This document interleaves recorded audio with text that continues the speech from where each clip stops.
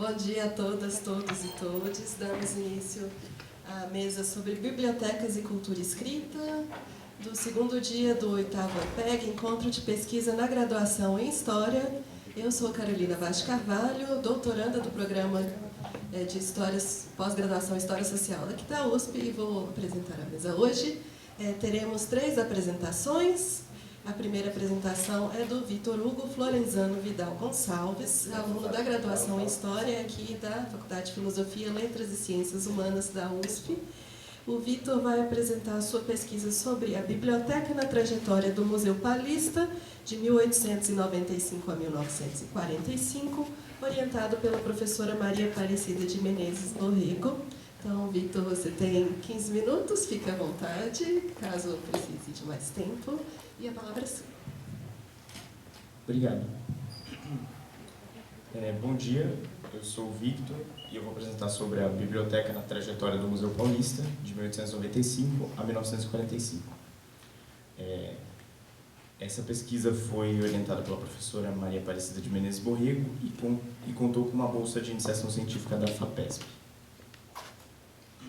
Bom, então, eu gostaria de começar dizendo que a biblioteca do museu não foi objeto de pesquisas prévias e o que torna a nossa pesquisa relevante nesse sentido.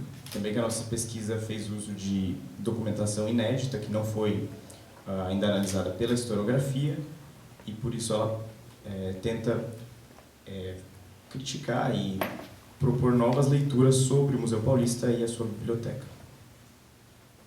Bom, o nosso trabalho ele tem como objetivo estabelecer relações entre o ambiente sociocultural e político paulista e o funcionamento da Biblioteca do Museu Paulista nos seus 50 primeiros anos, bem como problematizar uma visão consolidada na historiografia sobre a transição da gestão de Hermann von Jhering, que foi o primeiro diretor, e Afonso Toné, que foi o segundo diretor, a partir de novos documentos e abordagens. Inaugurado em 1895, o Museu Paulista foi concebido como uma instituição especializada em história natural, mas que, pela própria natureza do monumento em que se encontrava, detinha uma significação muito grande para a história pátria do Brasil. Basta lembrar que o quadro de Pedro Américo, Independência ou Morte, foi concebido para ficar no edifício monumento. A biblioteca e o museu foram criados com o intuito de consolidar a pesquisa científica no estado de São Paulo. E a biblioteca serviu, nos primeiros anos da instituição, como um repositório de conhecimento para os pesquisadores de ciências naturais, especialmente biologia, e posteriormente foi sendo ampliado com um acervo de humanidades. É importante lembrar que não existia ainda universidades ou outras instituições científicas no estado de São Paulo desse caráter, que tivessem uma instituição somente com um repositório de conhecimento para que os pesquisadores pudessem desempenhar suas pesquisas.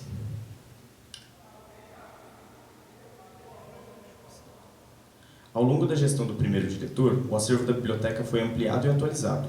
A sua coleção contava com obras de vários campos do conhecimento, como ciências naturais e as humanidades. Sendo Jhering um pesquisador na área de biologia, especialmente paleontologia e malacologia, o estudo dos moluscos, o acervo era mais numeroso nesse campo. No entanto, outros ramos da biologia, como a botânica e a ecologia, bem como a zoologia, também eram contemplados. Da mesma maneira, existiam obras no acervo de humanidades, especialmente História do Brasil, e documentos relevantes à nossa história. Outras ciências naturais, como a geologia e a química, também possuíam obras no acervo. O que tornou possível a ampliação e atualização do acervo foi a decisão de Jhering de fazer a biblioteca a peça-chave do Museu Paulista. A biblioteca foi como ponta de lança da política institucional do museu. Assim, a gestão foi marcada pela celebração de inúmeras parcerias com diversas instituições científicas, focadas ou não na história natural, dentre as quais se destacam o Smithsonian Institution, o Museu Britânico, a Universidade de Princeton e especialmente o Museu Nacional de Buenos Aires, que hoje é conhecido como o Museu Argentino de Ciências Naturais Bernardino Rivadavia. Dessa forma, foram estabelecidas políticas de permuta de acervo e de livros com renomadas instituições científicas em todo o mundo, o que foi fundamental não só para a ampliação das coleções bibliográficas e museológicas, mas também para a atualização do acervo em tempos de contingenciamento de recursos. Outros sim, as parcerias foram importantes para que o museu obtivesse relevância na comunidade científica internacional, pois o resultado de suas pesquisas era compartilhado com a comunidade científica graças à política de permuta de publicações, estabelecida na gestão Ehring. A biblioteca foi igualmente fundamental na sindicância que culminou na demissão de Hermann von Ehring, pois o diretor foi acusado de desviar livros e coleções valiosas da instituição para benefício próprio. Ainda que a sua gestão tenha sido analisada por diferentes abordagens historiográficas, não existiu um estudo voltado a compreender especificamente o processo de demissão do diretor, ou mesmo a sindicância que apurou as supostas irregularidades de sua administração. Em vista disso, nossa pesquisa buscou localizar essa documentação, bem como as peças da defesa e outros documentos relacionados a esse processo administrativo. Antes de falar das fontes, eu gostaria de falar da metodologia. No contexto da nossa pesquisa, é fundamental entender a biblioteca como uma instituição testemunha e partícipe da trajetória do Museu Paulista, sendo, a um só tempo, produto e vetor de relações sociais, perspectiva condizente com a forma de análise desenvolvida pelo professor Ulpiano Bezerra de Menezes para a compreensão de artefatos e da cultura material. Em consonância a essa perspectiva, a análise da sindicância e de outros documentos jurídicos é feita sobre a abordagem proposta pela jurista Odete Medawar sobre o direito administrativo, uma vez que esta salienta a importância de se relacionar a análise jurídica ao contexto político, social e histórico. Ressalta-se ainda a forma heurística com que buscamos tratar a biblioteca. Dessa maneira, não privilegiamos apenas o estudo da instituição e nem somente o dos indivíduos, mas buscamos derivar a compreensão histórica da relação entre ambos, como proposto por Marcelo Rede. Analisaremos agora as 3 principais séries documentais localizadas de forma inédita por nossa pesquisa: a sindicância de Hermann von Ehring, responsável pela demissão do diretor, o Inventário da Biblioteca de 1921 e o Inventário Geral de 1940, que é o mais detalhado levantamento sobre o acervo da biblioteca e do Museu Paulista como um todo.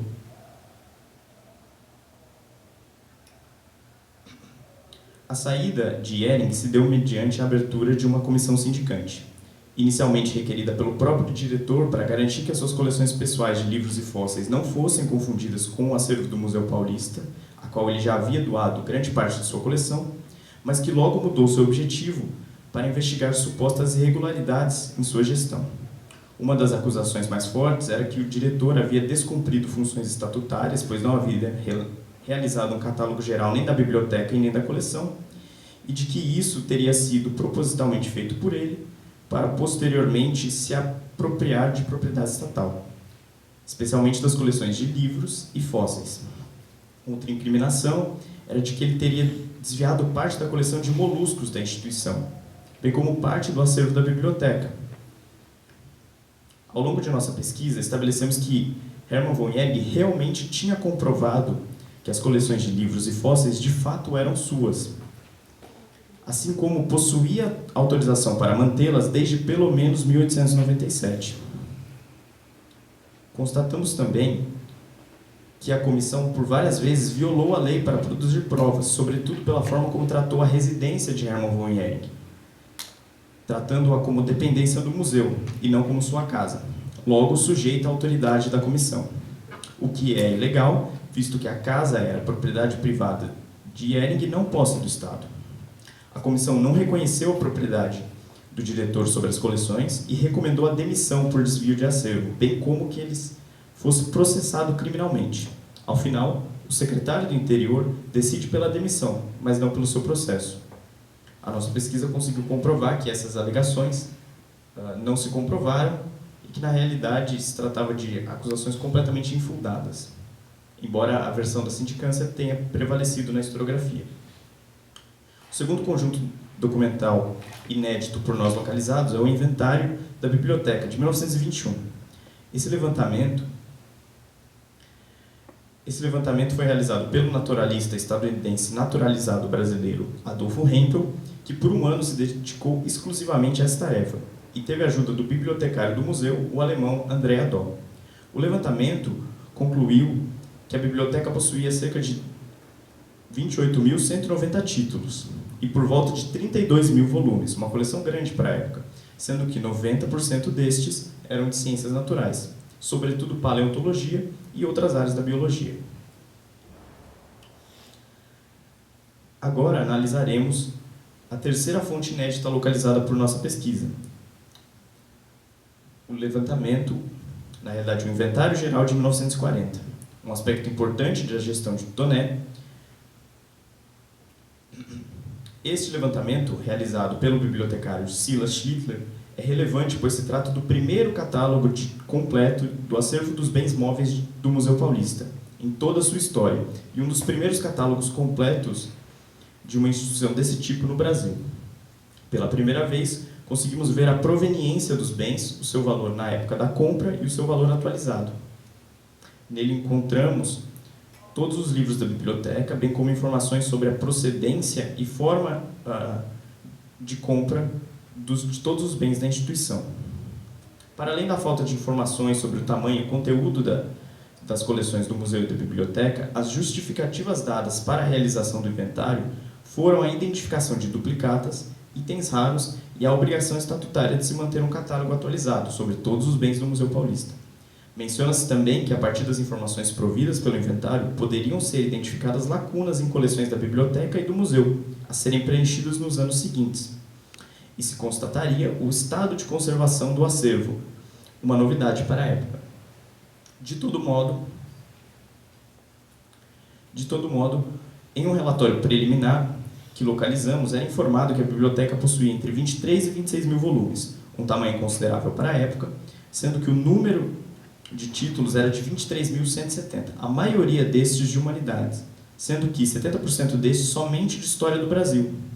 A coordenação do levantamento é atribuída ao bibliotecário do museu. No documento é mencionada a dificuldade de se obter informações sobre os volumes, bem como sobre os problemas acarretados pela Segunda Guerra Mundial que dificultavam a comunicação com instituições internacionais. Este levantamento confirma a transformação da Biblioteca do Museu Paulista de um centro de pesquisas de ciências naturais para um repositório de conhecimento em história do Brasil e demonstra que as transformações do museu se refletiam em sua biblioteca. As transformações que ocorreram ao longo dos 50 primeiros anos do Museu Paulista tiveram profundo impacto na biblioteca, pois ela foi testemunha e partícipe da história da instituição, visto que, desde a concepção do museu, a biblioteca foi pensada como um repositório de conhecimento, e sua função era de, em conjunto com o museu, institucionalizar e consolidar a pesquisa científica no estado de São Paulo, primeiro ciências naturais e posteriormente de humanidades. O acervo da biblioteca era tão importante que a denúncia da possível venda de parte desse acervo para o exterior, bem como rumores de possíveis desvios de livros, motivaram a instauração de uma sindicância. E, embora não tenham sido encontradas evidências de desvio de livros ou de coleções pertencentes ao Estado, Hermann von Ehring, o primeiro diretor, foi demitido. Os levantamentos de 1921 e 1940 são fundamentais para a trajetória da instituição, pois comprovam a transformação do acervo da biblioteca, que em seu início era composto majoritariamente por obras de ciências naturais e em 1940 possuía, em sua maioria, obras de humanidade, sobretudo história do Brasil, bem como o resto do museu, que havia se transformado de uma instituição de ciências naturais para uma instituição de história do Brasil. Ao fim e ao cabo, ao analisarmos a biblioteca como espaço privilegiado, a um só tempo formado por redes de sociabilidade existentes e formador de novas relações sociais, as permanências e mudanças que ocorreram no acervo e no funcionamento da instituição, compreendemos melhor a trajetória do Museu Paulista e como ele se transformou ao longo de sua história. Muito obrigado. Muito obrigada, Vitor. Pode se sentar na plateia. E agora a gente tem a apresentação da Maria Fernanda Melo Guimarães, aluna da graduação em História da Universidade Federal Fluminense, que apresenta sua pesquisa sobre livro Brasileiros em Circulação Latino-Americana, a experiência da Biblioteca de Ayacucho, orientada pela professora Gisela Martins Venâncio. Então, Maria Fernanda, novamente 15 minutos, mas fique à vontade. Muito obrigada, bom dia a todos. Essa pesquisa é fruto de uma pesquisa de PIBIC, CNPq, orientada pela Gisele, e a gente está nessa pesquisa há somente 1 ano, mas a biblioteca é um acervo muito grande, então isso é uma pesquisa inicial que a gente pretende dar continuidade, mas enfim. A biblioteca surge, para contextualização, né, ela surge em 1974, num contexto ditatorial, né, latino-americano, ditaduras como no Uruguai, no Chile, na Argentina, no Brasil, e isso acarreta o impedimento da circulação artística, literária, cultural, violências e repressão, né? Então, a Venezuela vivia um contexto de exceção, né? Uma abertura democrática, algo parecido com uma democracia liberal, mas que era um contexto de exceção, né, em relação ao contexto das ditaduras latino-americanas. Então, ela foi se transformando numa resistência, né, a esse cenário violento que a gente vivia na América Latina. Eu coloco aqui nesse cantinho a imagem que saiu no El Nacional, que é o jornal venezuelano, que é criada a Biblioteca Ayacucho, né? Foi um momento importante dentro do país, porque é um dispositivo político, né? É um dispositivo criado pelo Estado, então ele tem um caráter político-ideológico, né? Que eu até vou falar aqui agora. Nesse momento, a Venezuela era governada pelo governo do Carlos Andrés Pérez, né? E ele dava enfoque em ele dizia que ele queria uma grande Venezuela, né? Que seria um ideal de pátria grande, né? Um grande anseio do Simão Bolívar e que ele tenta trazer nessa biblioteca, nesse governo dele, não só da biblioteca. Então ele dá continuidade a políticas, dá início a políticas públicas, né, com enfoque na educação, na cultura. Então institui-se a coleção Biblioteca Ayacucho de incentivo à cultura latino-americana.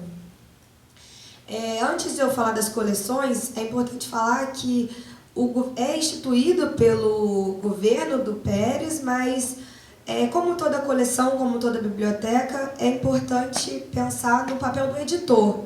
Então, o editor era o Ángel Rama e o José Medina. A biblioteca acaba sendo nomeada mais pelo Ángel Rama, dentro da historiografia, mas nas nossas pesquisas iniciais a gente tem visto um papel muito grande do José Medina, até porque o Rama ele morre muito cedo, né?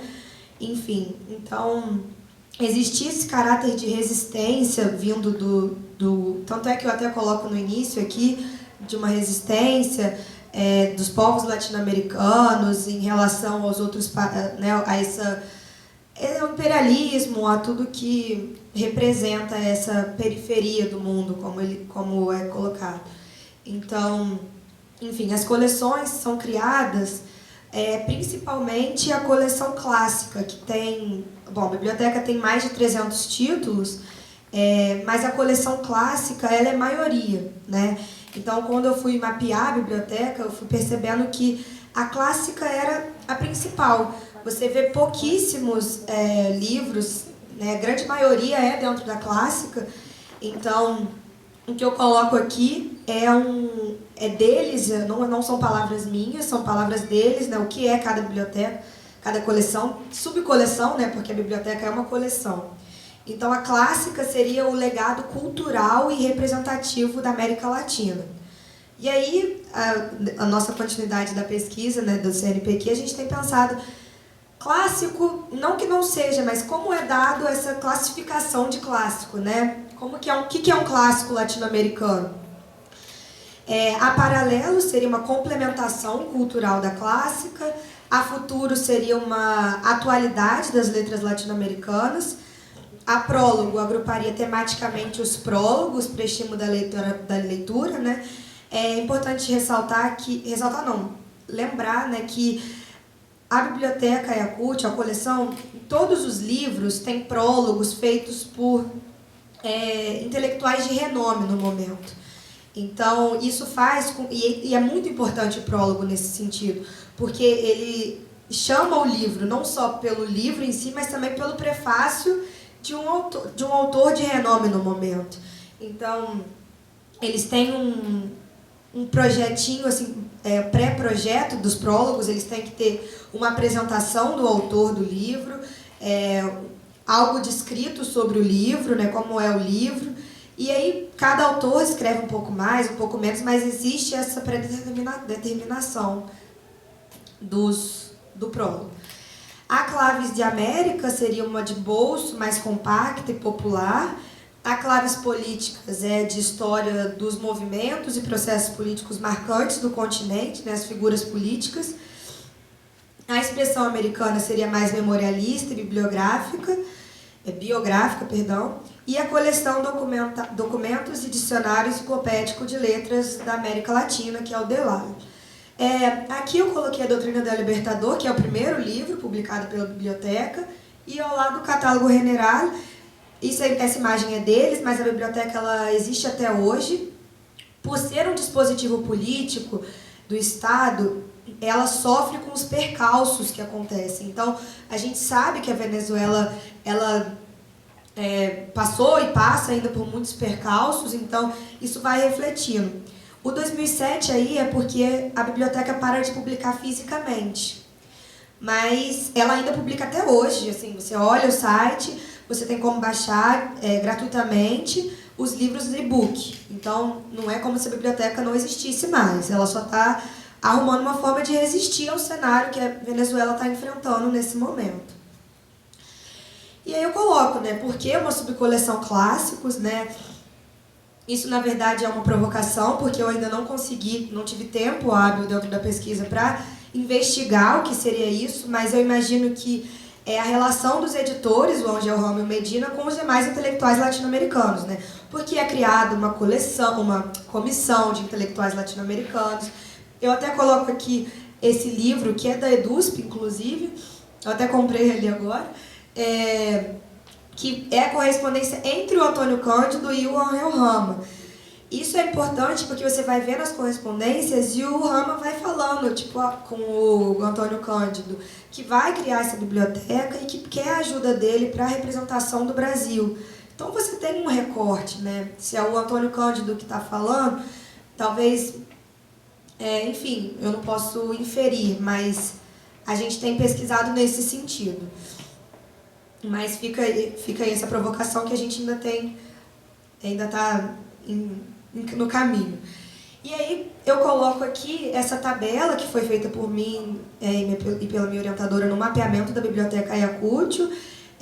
Esse seria o Brasil na Biblioteca Ayacucho. É possível a gente ver como que o Brasil tem um significado importante dentro da biblioteca. Olha a quantidade de livros publicados, né? E aí você vai olhar os autores, mas os prefaciadores, Darcy Ribeiro, Antônio Cândido, são intelectuais que na época estão em alta na época. Então você vê como que isso é importante para o livro ser publicado, para o livro correr, porque o Brasil ele tem dentro da América Latina o problema da língua, o problema da própria história, né, das histórias de independência, como que o Brasil na época e até hoje não se sente latino-americano. Então, a partir do momento que é criada uma biblioteca com o anseio de unidade latino-americana, a inserção do Brasil é mais difícil do que dos outros países.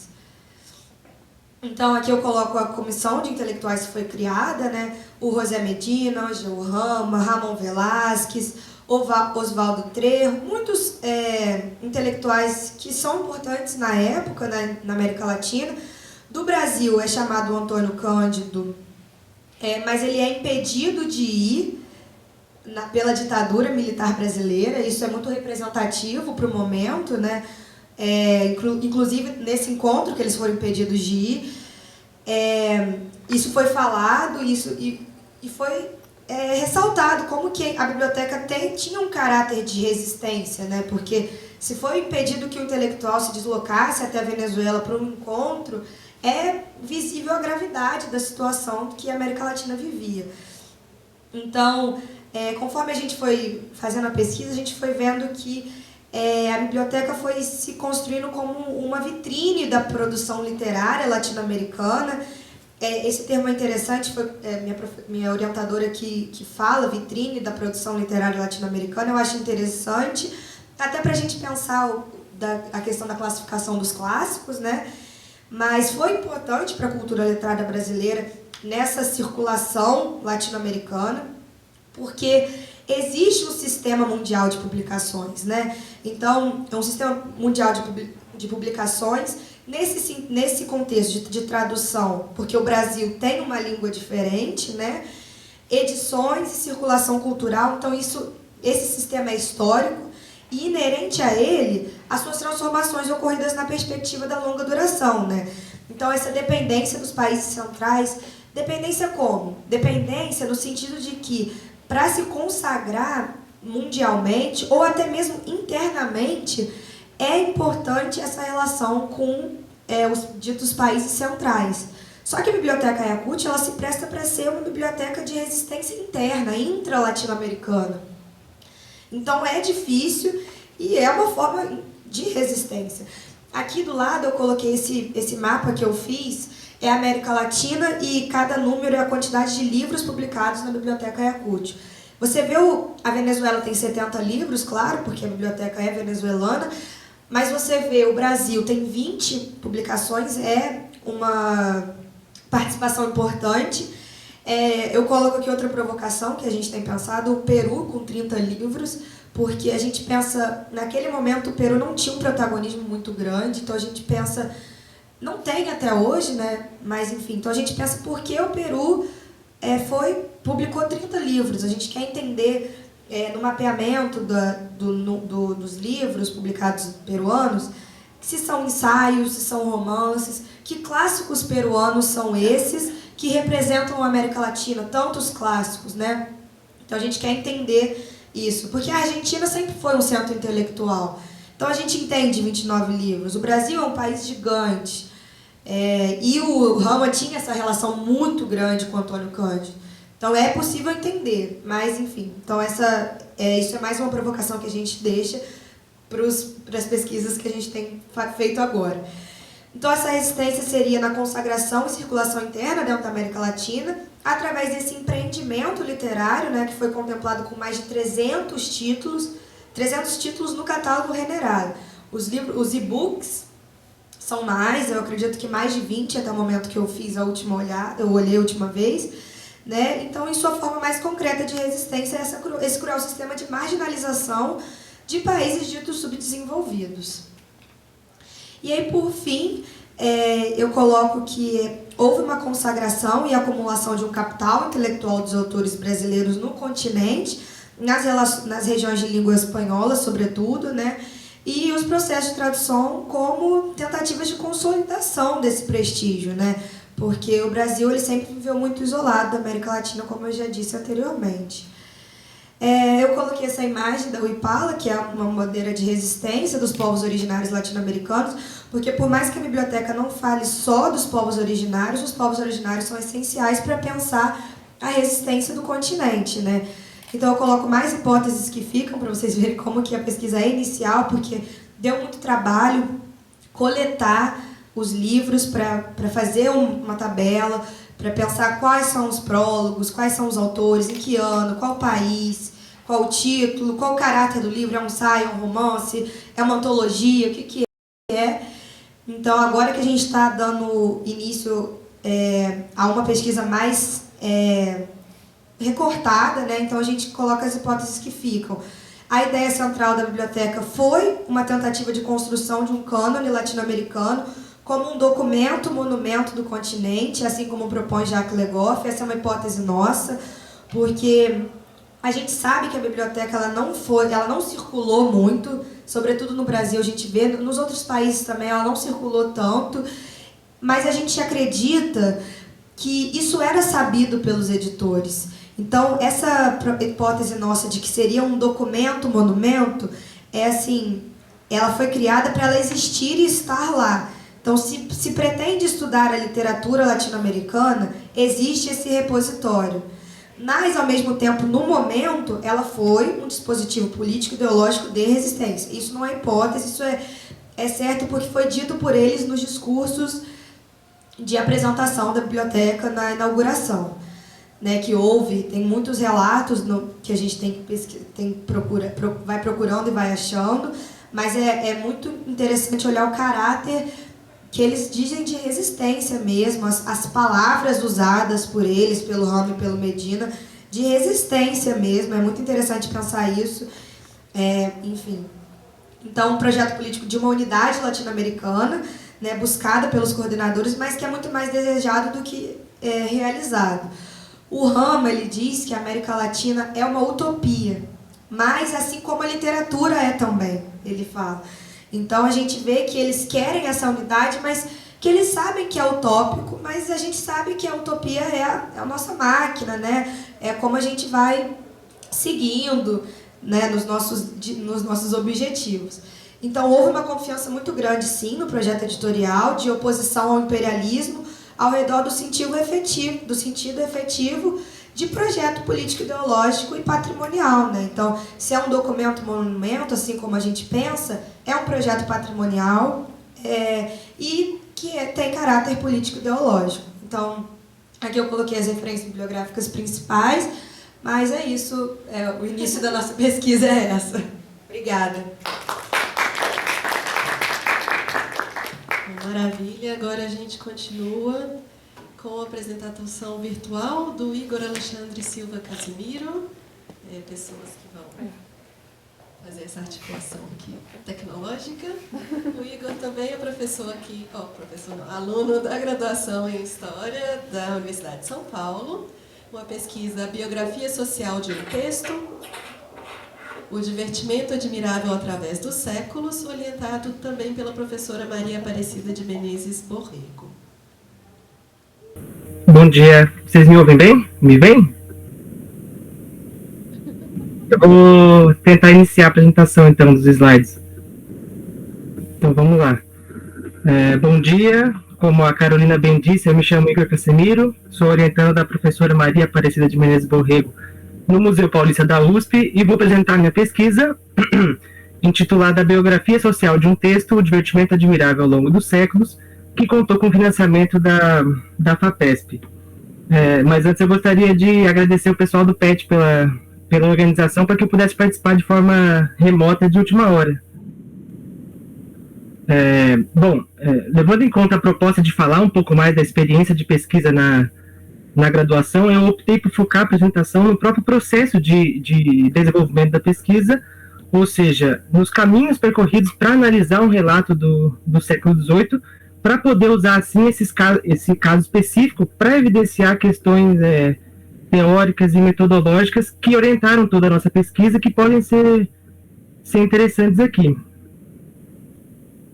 Então, trabalhando em conjunto duas áreas que andaram muitas vezes separadas, a cultura escrita e a cultura material, nosso principal objetivo foi traçar a trajetória histórica do divertimento admirável, um relato escrito em 1783 pelo sertanista Manuel Cardoso de Abreu e dedicado ao então secretário de Estado da Repartição de Marinha e Domínios Ultramarinos, Martinho de Melo Castro.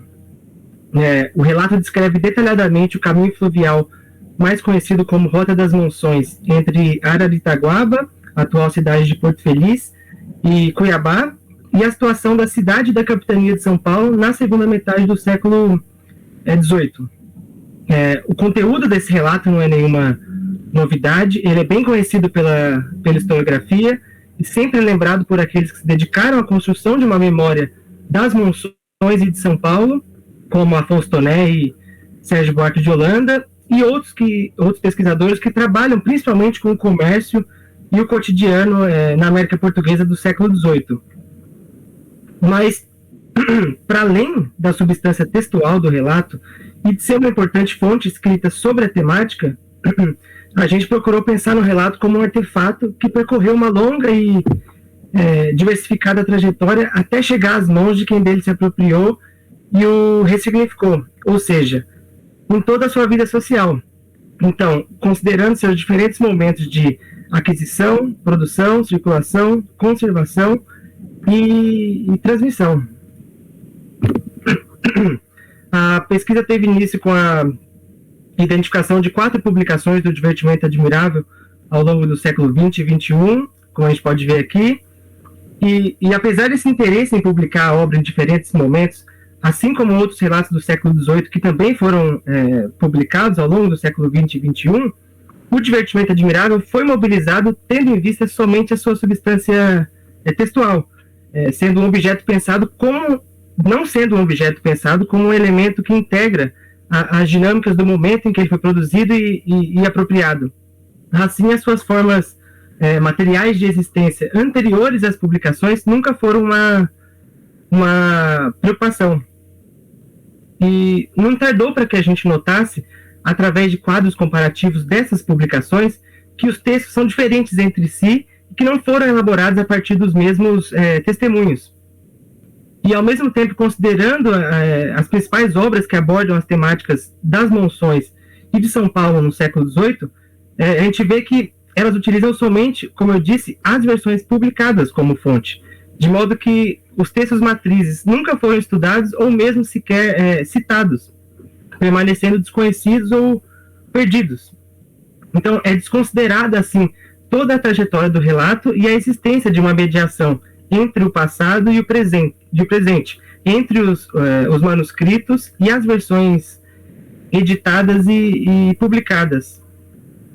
E para começarmos a pensar nos pontos de inflexão da vida social do Divertimento Admirável, elaborar os circuitos de circulação e determinar as redes de sociabilidade que deixaram marcas e foram marcadas pelo texto, ou seja, então, localizar e cotejar os testemunhos do Divertimento Admirável foi algo central na pesquisa. Em nossas buscas pelos arquivos e bibliotecas brasileiras e portuguesas, encontramos algumas versões inéditas do relato, totalizando 11 testemunhos, 5 manuscritos, 5 publicações e uma cópia datilografada. Não dá para falar de cada um deles, mas aqui eu dou destaque ao códice mais antigo encontrado, que até então estava perdido, e que a gente conseguiu localizar na Biblioteca Nacional de Portugal, e que foi integralmente transcrito.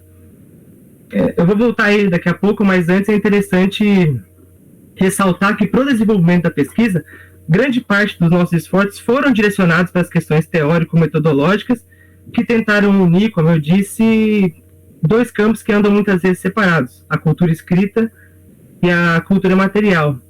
E para enfrentar esse desafio, uma perspectiva interdisciplinar foi fundamental.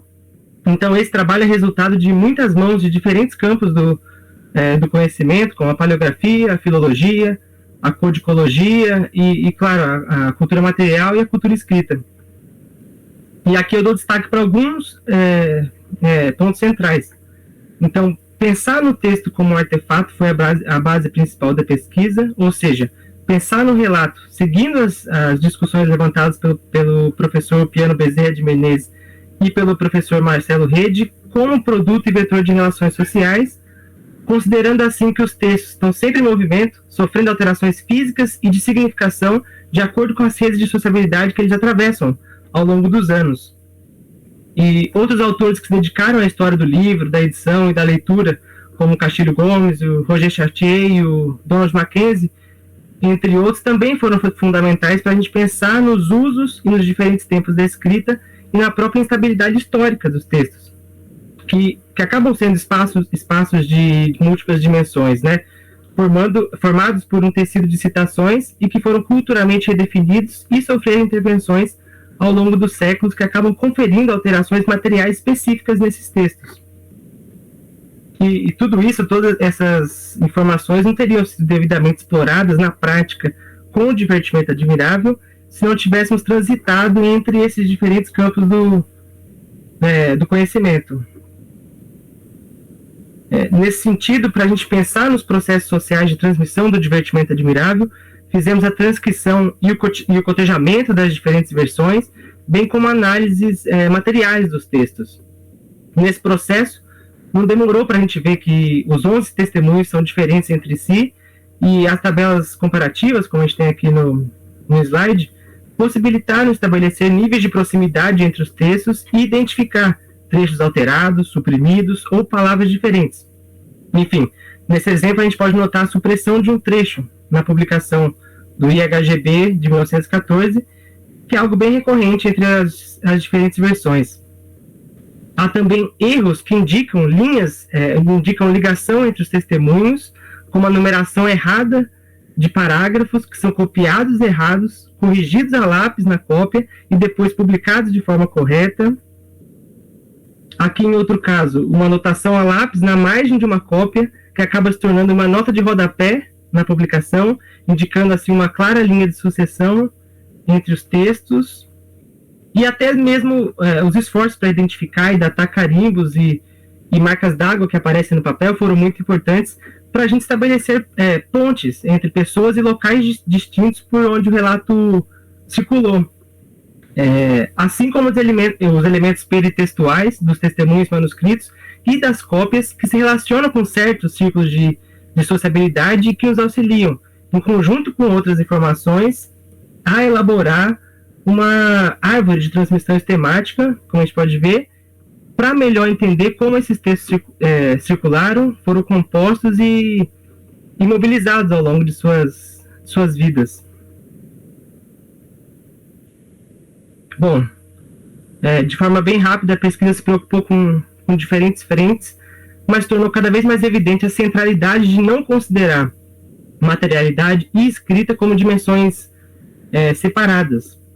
Um texto como esse, ao se tornar documento nas mãos do historiador, não fica limitado à sua utilização para saber como era o dia a dia das viagens monçoeiras, mas como um artefato, as dimensões materiais da escrita podem ser uma fonte privilegiada de estudos de uma ordem variada de fenômenos que não estão necessariamente explícitos somente na substância textual, mas justamente nessas transformações e permanências, podendo o relato, artefato, ser mobilizado como uma plataforma de análise de diversas relações sociais entre diferentes agentes ao longo de toda a sua trajetória.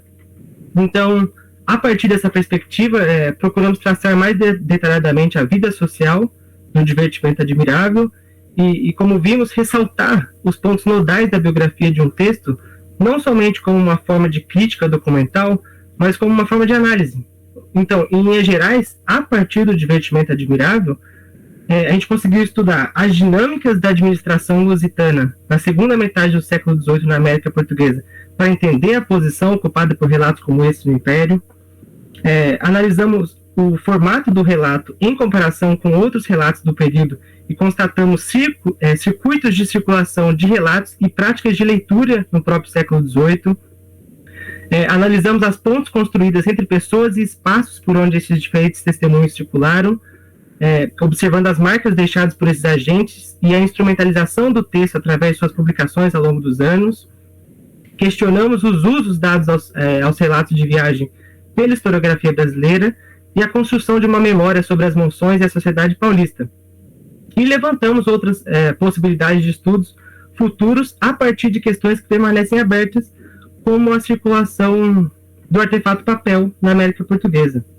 Enfim, todas essas questões e muitas outras para evidenciar que, novamente, escrita e materialidade são elementos indissociáveis. Um relato como o Divertimento Admirável, que tem o seu conteúdo textual bem conhecido, quando é encarado como artefato, permite que a gente se posicione de uma maneira diferente diante do próprio texto, abrindo um leque de possibilidades que não estaria no nosso horizonte de pesquisa se ficássemos limitados à análise do seu conteúdo escrito. E eu gostaria de encerrar rapidamente agradecendo, porque essa pesquisa está longe de ser um trabalho só das minhas mãos, como eu disse. Foram muitas pessoas envolvidas para conseguir traçar todos esses caminhos, pessoas do Arquivo Público do Estado de São Paulo, do Instituto Histórico Geográfico Brasileiro e de São Paulo, da Biblioteca Nacional de Portugal, do Museu Paulista, entre outras. E a pesquisa acabou tomando muitos rumos, alguns deles meio inesperados, como os esforços para o estudo dos papéis como artefatos, algo praticamente inexplorado, que acabou se tornando uma parte de um estudo maior, que resultou na escrita de um artigo com a professora Maria Aparecida de Menezes Borrego, já publicado na revista Domínios da Imagem, da Universidade Estadual de Londrina, com o título de Papéis em Circulação na Capitania de São Paulo no século XVIII, Apontamentos Preliminares, e até mesmo a formação de um grupo interdisciplinar para os estudos dos papéis que envolvem historiadores, filólogos, físicos e químicos. Nosso primeiro artigo desse grupo, vai sair agora na revista de História Cultural e Social da Arte da Sorbonne. E, por fim, isso tudo, essa aproximação com as instituições de guarda desses documentos, levou também ao trabalho que a gente está realizando agora no Museu Paulista, inclusive com o Vitor, que acabou de apresentar, que também está nessa mesa, de organizar, de escrever, digitalizar e disponibilizar a documentação do Museu Paulista, que está salvaguardada no Arquivo Público do Estado de São Paulo. É isso. Muito obrigado. Obrigada, Igor. E agora a gente chama todos os apresentados que comunicaram a mesa para discutir um pouquinho sobre as apresentações. Muito obrigada, Igor. Agora nós chamamos todos os comunicadores à mesa para conversar um pouquinho sobre as comunicações. Pessoas que estão presentes na plateia, fiquem à vontade para fazer comentários, perguntas, colocações, sugestões, etc. Eu vou começar para quebrar o gelo, mas vocês também fiquem à vontade para se perguntarem, se comunicarem e tudo mais. Em primeiro lugar, eu parabenizo as 3 comunicações, pesquisas que já têm um grande desenvolvimento a despeito do tempo curto de dedicação de vocês, mas que mostram muito potencial e abriram muitas frentes para a continuidade também. São 3 pesquisas que foram reunidas aqui nessa mesa que dialogam com certas questões de fundo, mesmo tendo objetos e objetivos tão diversos, mesmo com esse fundo comum dos livros, das bibliotecas e das coleções. Então, antes de mais nada, a Maria Fernanda já falou que tem 1 ano de pesquisa e que pretende continuar, mas o Vitor... maravilha! O Vitor e o Igor não comentaram sobre isso. Eu queria saber quanto tempo vocês tiveram para desenvolver a pesquisa e se há perspectivas de continuação. Obrigado. Gostaria de agradecer pela mediação.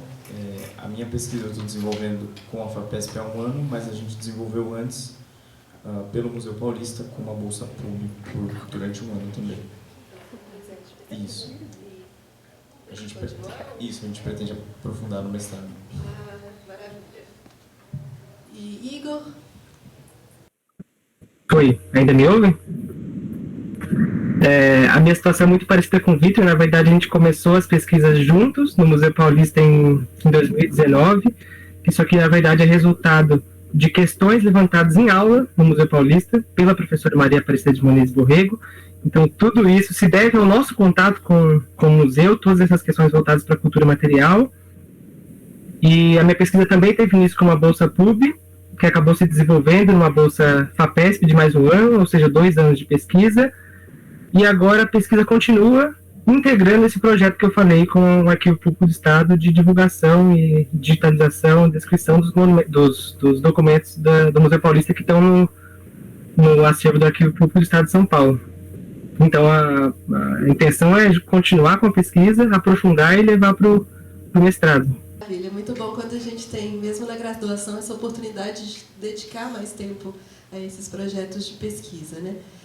Uma questão um pouco geral, então, que eu coloco para os 3, é que muitas vezes essas pesquisas na graduação são nosso primeiro contato com esse universo de realização de pesquisa.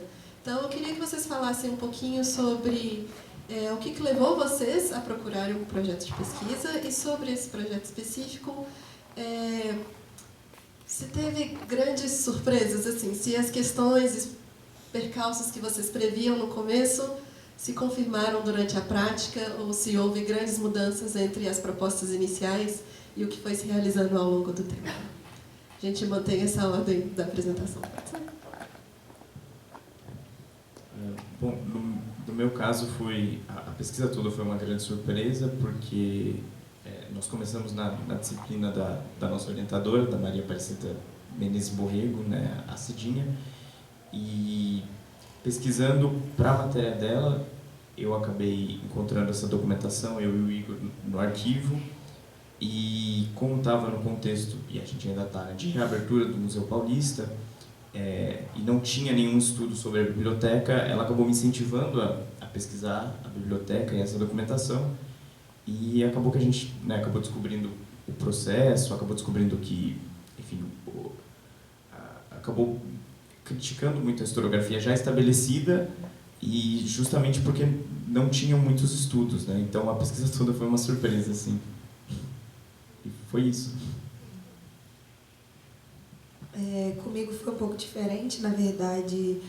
Eu e Gisele nos conhecemos, minha orientadora, né, na graduação, né, a Gisele é da área da historiografia e da história cultural, e aí eu acabei me aproximando muito da história cultural, mas ao mesmo tempo sem perder uma paixão que eu tenho desde o início da graduação, que é na questão latino-americana. Então, como a gente queria essa aproximação entre as nossas pesquisas, a gente encontrou a Biblioteca Ayacucho, que é muito pouco pesquisada, até para cima dos meninos, né, que são pesquisas novas. A biblioteca tem muito pouca pesquisa, isso até dificulta muito. Inclusive, ano que vem a gente conseguiu uma mobilidade para ir pesquisar na Argentina, porque é um centro intelectual da América Latina, né? Então, por lá, mesmo que a biblioteca seja venezuelana, por lá que encontra muitos documentos. E no Uruguai tem o centro, né, o Rama, que é da filha dele. Então, mas assim, a gente não teve muitas surpresas, mas a gente teve grandes mudanças. Porque conforme a gente foi vendo, a gente foi achando novos caráteres dentro da pesquisa. Então, antes que era uma pesquisa de mapeamento, a gente foi encontrando muita latino-americanidade dentro, entendeu? Então, a gente vai seguindo um caminho e aí volta e fala, não, esse aqui é mais interessante. Tem questão modernista que está muito presente, agora com os 100 anos da Semana de Arte Moderna. Então, enfim, foram muitas mudanças, mas sempre com a biblioteca, com o mapeamento dela como a base, que foi o que durou mais tempo, né, porque a gente teve que buscar muito, porque como é uma biblioteca da década de 70, é difícil achar tudo num lugar só, não é tão organizado, acredito também por causa da questão venezuelana, né? Então, é isso.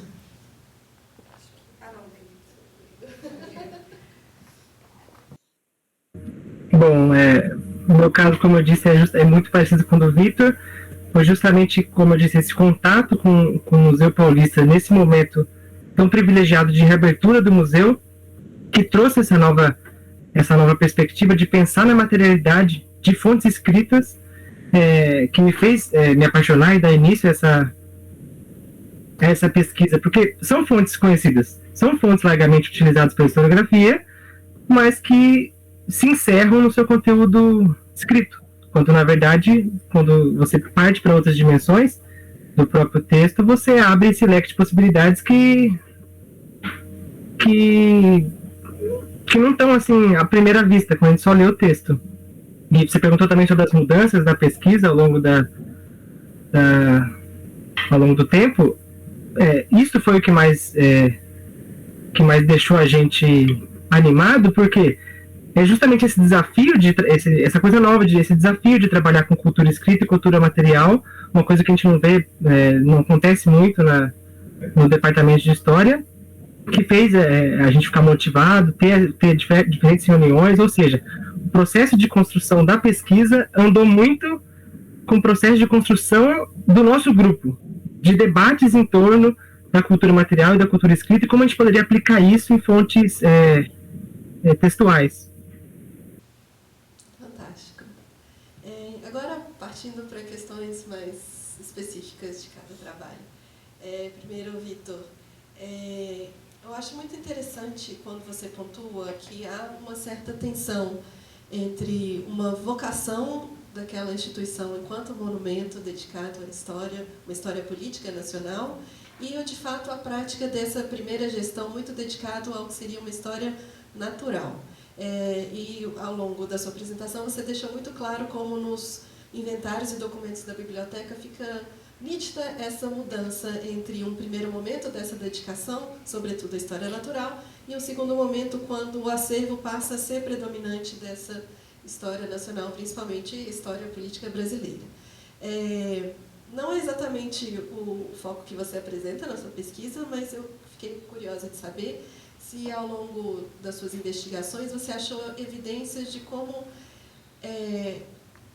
se havia um espelhamento entre direto da constituição da biblioteca nas práticas que eram desenvolvidas na instituição. Alguns desses aspectos você tocou, como as relações com outras instituições, tanto nacionais como internacionais, e um esforço para a divulgação dos resultados dessa pesquisa.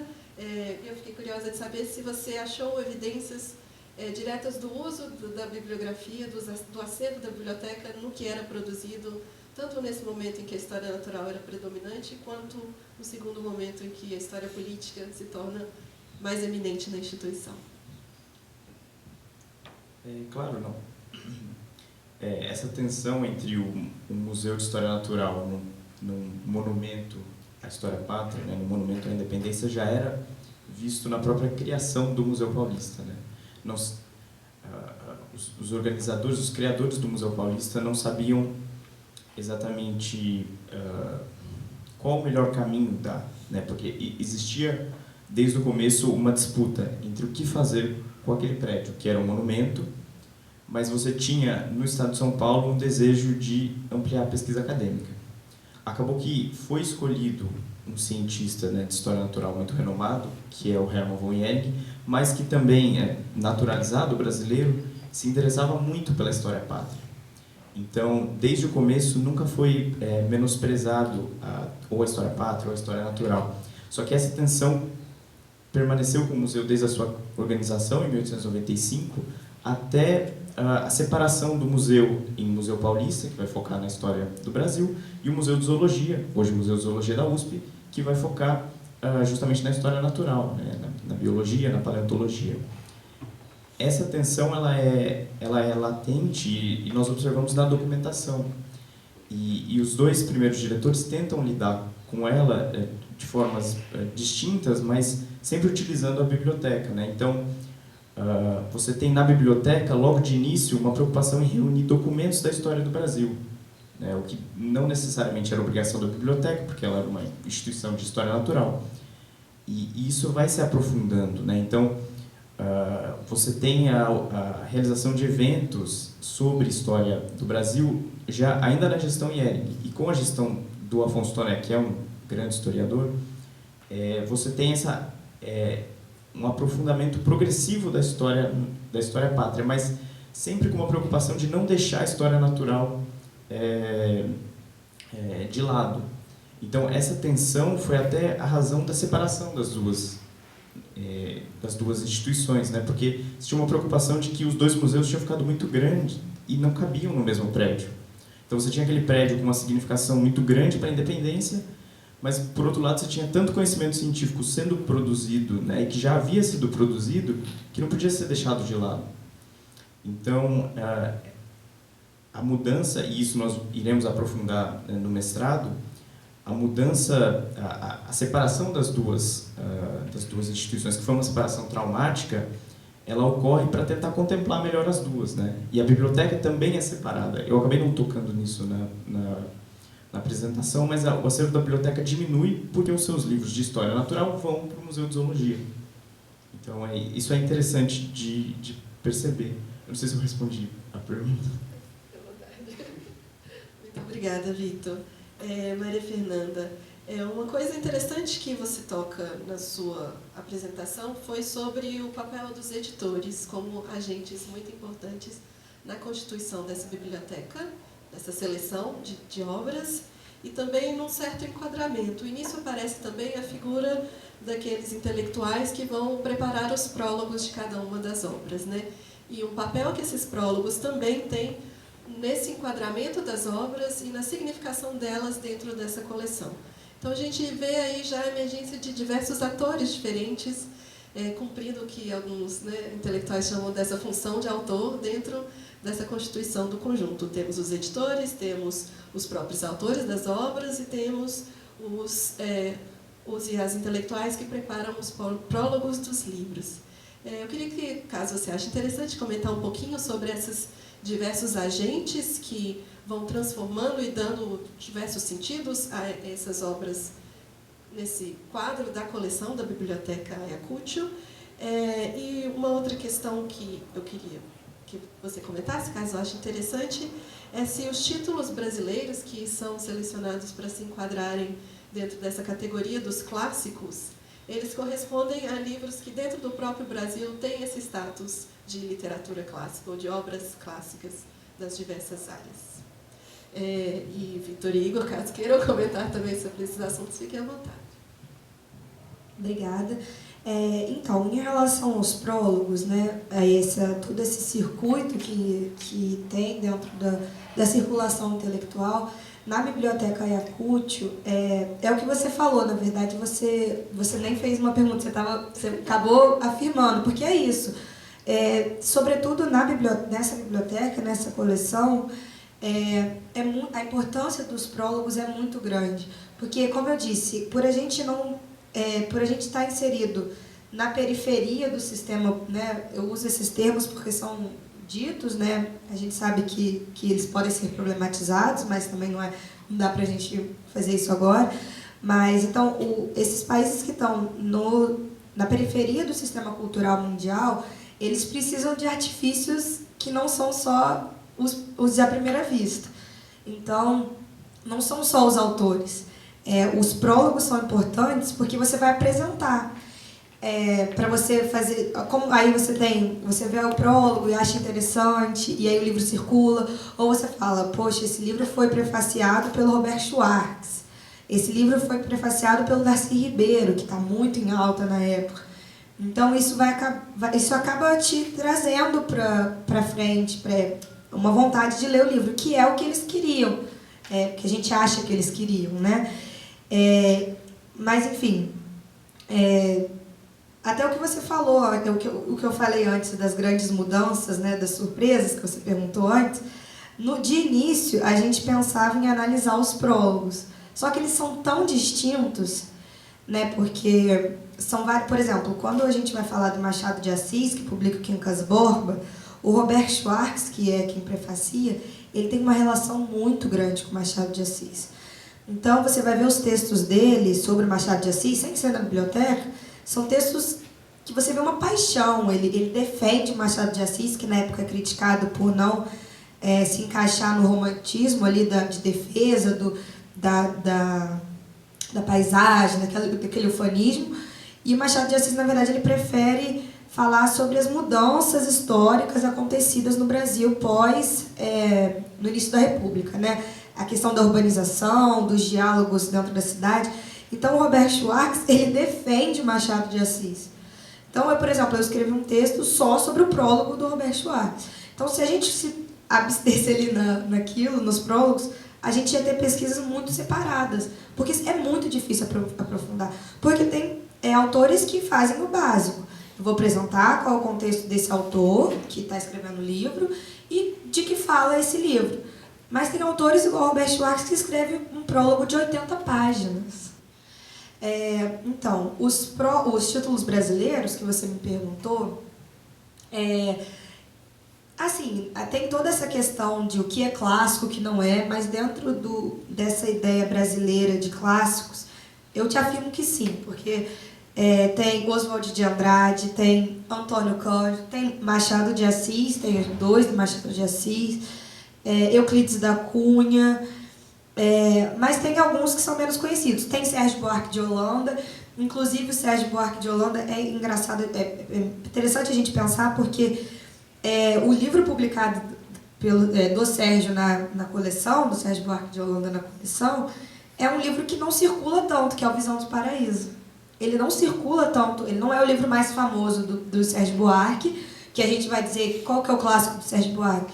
Normalmente vem o Raízes do Brasil, né? Mas não é esse. Então a gente pensa, por que ele foi escolhido? A minha orientadora escreveu um texto sobre isso, sobre a hipótese dela, né? Porque a gente vai em cima de hipóteses, né? Mas sim, são autores de clássicos, mas não só. Tem Jorge Amado, Darcy Ribeiro, mas não só também. E tem essa questão, né? Gilberto Freire também, aí o Gilberto Freire, por exemplo, é a Casa Grande Senzala, que é o clássico. O Darcy Ribeiro é a América e as Civilizações, não é o mais clássico também. Mas, enfim, são autores clássicos no Brasil. Muito obrigada, Maria Fernanda.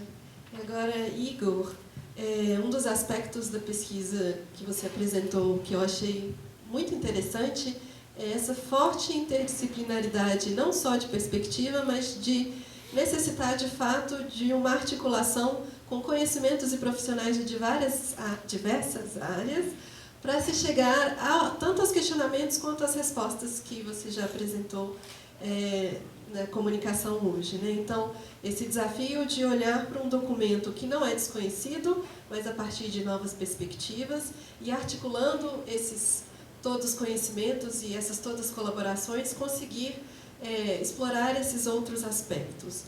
Você comentou ao final, dentre os desdobramentos, a própria constituição de um estudo maior sobre a circulação de papéis no estado de São Paulo e de como isso se desdobrou na articulação de um próprio grupo de pesquisa.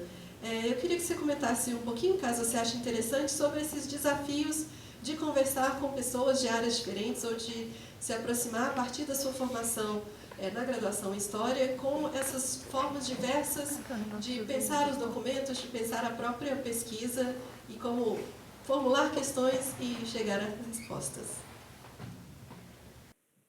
Obrigado pela pergunta.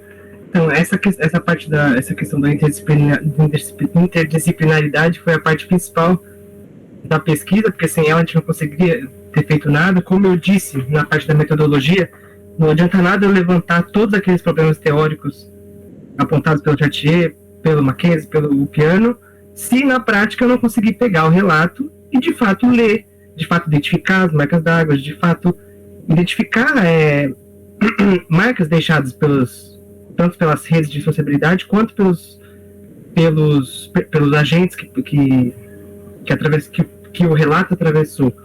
Então, nesse sentido, muita coisa foi feito na prática, porque, como a gente sabe, no departamento de História, nosso contato com essas outras áreas não é muito grande, então a gente teve que correr atrás, tanto nas nossas discussões no Museu Paulista, quanto na aproximação mesmo, e conversa com esses outros pesquisadores, como é o caso da Filologia, da Letras. Nisso eu tenho que agradecer muito ao professor Pablo Fachin, e no outro caso, na Física, a professora Márcia Risuto, que auxiliaram a gente em todas essas questões. E o que mais chamou a atenção, que você ressaltou, foi a questão do papel, porque na pesquisa a gente vê que o divertimento admirável está inserido num circuito de circulação e leitura de relatos, porque o autor tem conhecimento da estrutura formal de um texto como aquele no período. Ele não escreveu aquilo do nada, ele leu outros textos parecidos para orientar a escrita do seu texto. A divisão, a forma como a narrativa é construída, a divisão dos parágrafos é muito semelhantes com outros relatos monsueiros do período.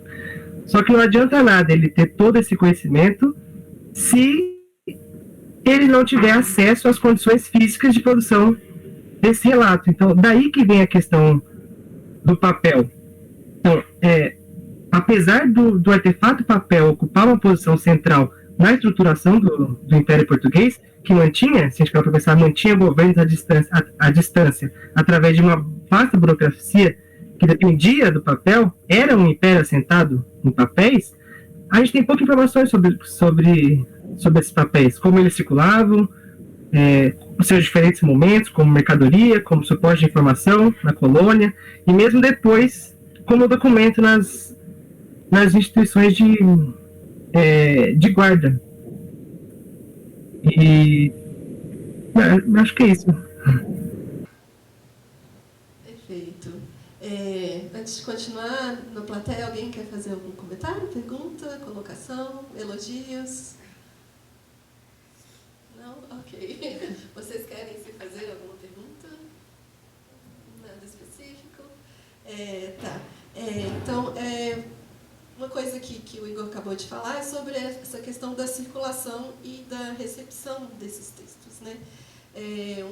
uma questão de fundo na pesquisa da Maria Fernanda, quais que eram talvez alguns critérios que poderiam fazer parte dessa seleção, pensando no público-alvo dessas obras, né?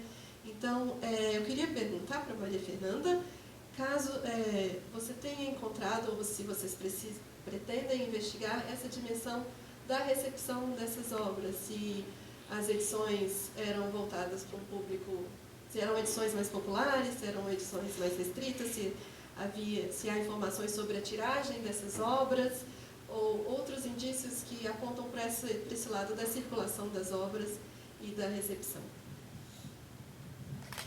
Obrigada. Então, na verdade, o que a gente tem é a hipótese que a gente coloca no final do documento monumento do Legoff, né? A gente entende que naquele momento ela não circula tanto. Na verdade, ela é feita mais como uma resistência interna dos intelectuais. Mas existe a subcoleção, que agora eu não lembro qual que é, porque são 7 subcoleções, mas eu acho que é a Paralelos, que é a de bolso, que tem um valor mais popular. Mas aí entra a questão da falta de documentos que eu tenho. Então, por exemplo, no Brasil, a gente sabe que ela não circula com um grau alto de circulação. Por exemplo, a gente vê que não é todo mundo que conhece a Biblioteca Yakult. Normalmente se conhece quando você pesquisa. Ontem eu até vi na mesa de História Indígena que um menino ele usou um livro da biblioteca para a pesquisa dele. Mas é isso porque é um repositório, porque os livros que foram publicados fisicamente, eles estão disponíveis online hoje, entendeu? Então, se você procurar, eu quero ler Doutrina del Libertador, Simão Bolívar, vai aparecer a Yakult, porque a Claxo, né, que é muito importante aqui na América Latina, a biblioteca está vinculada hoje à Claxo, então ela aparece nas primeiras pesquisas. Mas a circulação, a gente acredita que ela não tenha sido tão grande. Mas isso é uma resposta que eu não consigo te dar agora, porque eu tenho as respostas brasileiras, que esse a gente sabe que não circula tanto. Tem na Biblioteca Nacional, que fica lá no Rio, né, no Rio de Janeiro. Tem a coleção, não é inteira, mas tem muitos livros. Assim, eu acredito que tem. Eu já tive contato com 20, mas eu acredito que tenha mais de 50, não é a coleção inteira, mas é bastante. Mas no resto da América Latina a gente não sabe. Mas eu acho que indo à Argentina ano que vem, depois eu posso te responder essa pergunta melhor. Aqui eu ainda não consigo. Obrigada.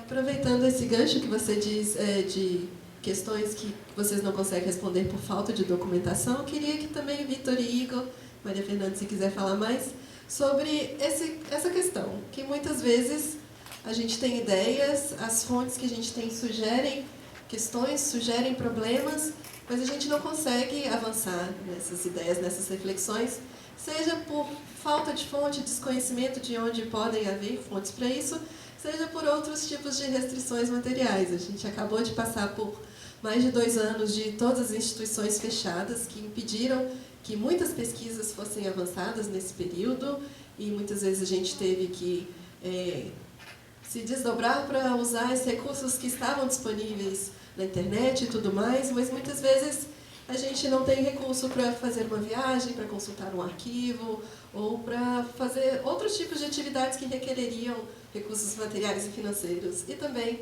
essa disponibilidade dos objetos que fundamentariam nossa pesquisa. Então, se vocês quiserem comentar um pouquinho sobre a experiência de vocês nas suas pesquisas individuais sobre esse tema. Obrigado pela pergunta. Bom, quanto à disponibilidade de fontes assim, para pesquisa, isso foi algo determinante, assim, porque inicialmente nós achávamos que não tinha nenhuma fonte, e isso era um problema, mas depois nós acabamos tendo um problema oposto, porque a gente descobriu que no Arquivo Público do Estado de São Paulo eles foram muito solícitos. Eu tenho que agradecer, né, o diretor do arquivo, né, o Rodrigo, o Marcelo Quintanilha, que todos eles ajudaram muito a gente na pesquisa, porque realmente abriram as portas da instituição para a gente pesquisar, porque nós encontramos uma quantidade imensa de documentação, assim, que não deu tempo, até na nossa pesquisa, né, nos artigos eu acabo falando isso, que não deu tempo de analisar tudo que a gente encontrou lá, e muita coisa inédita, justamente porque a gente não tinha ideia que estava lá, né? Isso foi a grande novidade da nossa pesquisa. A gente estava pesquisando no museu, e quando a gente acabou tentando, né, foi ao arquivo público, a gente descobriu que realmente a maioria das informações estavam lá. A gente estava, anteriormente, se nós ficássemos só com as fontes disponíveis no museu, nós não iríamos conseguir responder as perguntas da pesquisa, né? Porém, no arquivo nós encontramos isso. E acaba que a nossa pesquisa, e eu sempre falo isso, eu gosto de ressaltar, ela é importante porque ela faz essa comunicação entre duas instituições de guarda, o Museu Paulista e o seu arquivo, a sua biblioteca, e o Arquivo Público do Estado de São Paulo. E por incrível que pareça, o pessoal do Arquivo Público acaba relatando isso, poucos pesquisadores vão lá, achando que realmente não dá, ou ficam intimidados por ser uma instituição diferente, mas no arquivo eles estão, no Arquivo Público do Estado de São Paulo, na UAPESP, eles estão abertos, assim, a pesquisa, eles gostam muito quando os pesquisadores vão lá, e é muito importante fazer essa troca, né, entre as informações que estão em uma instituição com as informações que estão na outra. Acabou que nós pretendíamos ir também consultar no Rio de Janeiro, né, na Biblioteca Nacional, no IHGB, alguns documentos, mas com a pandemia foi impossível, assim, não tinha como. E também na Argentina também, lá no Museu de Buenos Aires, né? Mas acabou que agora, com a FAPESP na iniciação científica não deu, mas no mestrado nós pretendemos fazer isso, né? Já que tem mais tempo, tem também mais recursos da Bolsa para viajar, né, até a Argentina e consultar essa documentação que nós descobrimos e que também as instituições se disponibilizaram a nos deixar consultar essa informação. Obrigado. Na verdade, a minha situação é muito diferente da de vocês, porque, em primeiro lugar, que minha fonte principal hoje são os livros e as correspondências entre o Rama e outros intelectuais. Mas eu vejo que eu tenho muitas correspondências ainda que estão no Uruguai, na Fundação Angel Rama, e muitos documentos que, como eu vou pesquisando, só tem disponível na Argentina, não tem digitalizado, nada disso. Então, hoje eu tenho acesso à Biblioteca Nacional, onde eu vejo livro físico, porque é muito diferente do e-book, tipo, tem as línguas, a contracapa, a terceira capa, a primeira capa, tudo isso é um pouquinho. A terceira capa, por exemplo, ela tem representantes públicos falando sobre a biblioteca e o caráter resistivo da biblioteca. Então, nesses pequenos detalhes que eu estou encontrando isso. Então, ainda o livro me é uma fonte muito boa, mas lá na Biblioteca de los Maestros, em Buenos Aires, que eu acho que o arquivo também lá da Argentina, que é onde eu vou encontrar melhor. E lá na Argentina eu vou para Quilmes, que é do lado, né, que é onde é o Centro de História Intelectual. Lá os autores é um movimento de pesquisa maior da biblioteca agora. Eu não sei se é porque, eu acredito que seja porque há pouco tempo a Claxo integrou. Então ela tem circulado mais. Então na revista Prismas tem tido mais pesquisas. A própria professora Gabriela Pellegrino daqui da USP tem escrito um pouco sobre a biblioteca. Então é muito diferente de vocês, mas eu ainda tenho esse apoio na Biblioteca Nacional.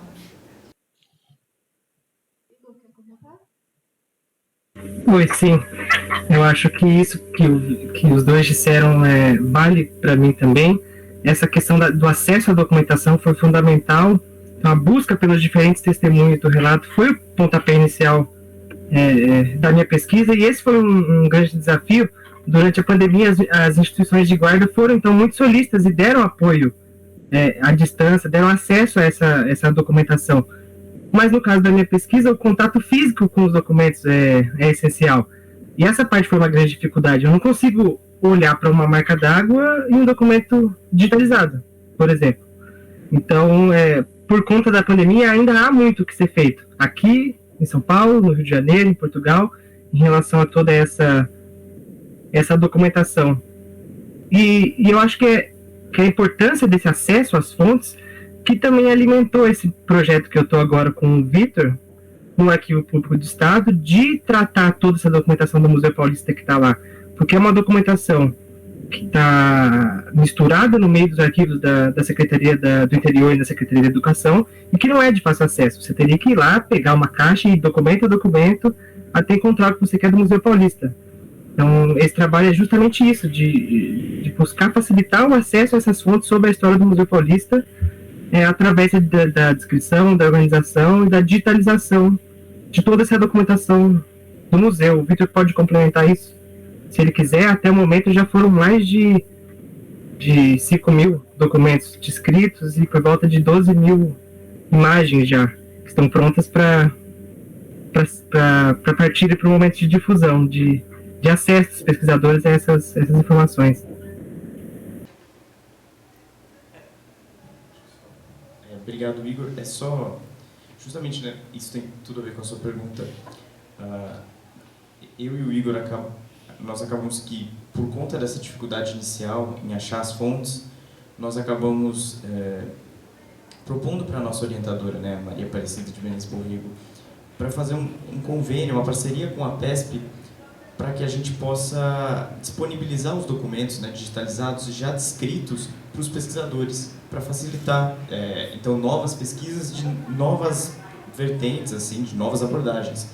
E no futuro vão ser disponibilizados todos esses documentos. Então, se a pessoa está estudando patrimônio, todos os documentos relativos ao patrimônio vão estar disponíveis. Se ela está estudando documentos relativos possivelmente à escravidão, que tem a ver com o Museu Paulista, todos esses documentos vão estar ali disponíveis. Todos os documentos do Museu Paulista vão estar disponíveis, né? Futuramente, as novas gestões, a gestão do Sérgio Buarque, né, no Museu Paulista, tudo isso vai estar disponível. E para que as novas pesquisas não tenham tanta dificuldade e possam realmente, né, serem realizadas assim, no máximo do seu potencial. Um dos méritos que se apresenta nas pesquisas de vocês três, que é uma característica das pesquisas que são inéditas, que apesar das dificuldades, os frutos são muito grandes e são muito relevantes para a continuação não só das pesquisas que vocês mesmos iniciaram, mas para que outras pesquisadoras e pesquisadores possam continuar desenvolvendo a partir das ideias que vocês apresentam e a partir desses resultados que muitas vezes são secundários, mas que são fundamentais para essa continuidade dessas atividades de estudo, de pesquisa e também de extroversão. Bom, então, para encerrar a nossa mesa, eu queria perguntar se alguma coisa que vocês não tiveram oportunidade de falar, que vocês gostariam de falar sobre as pesquisas.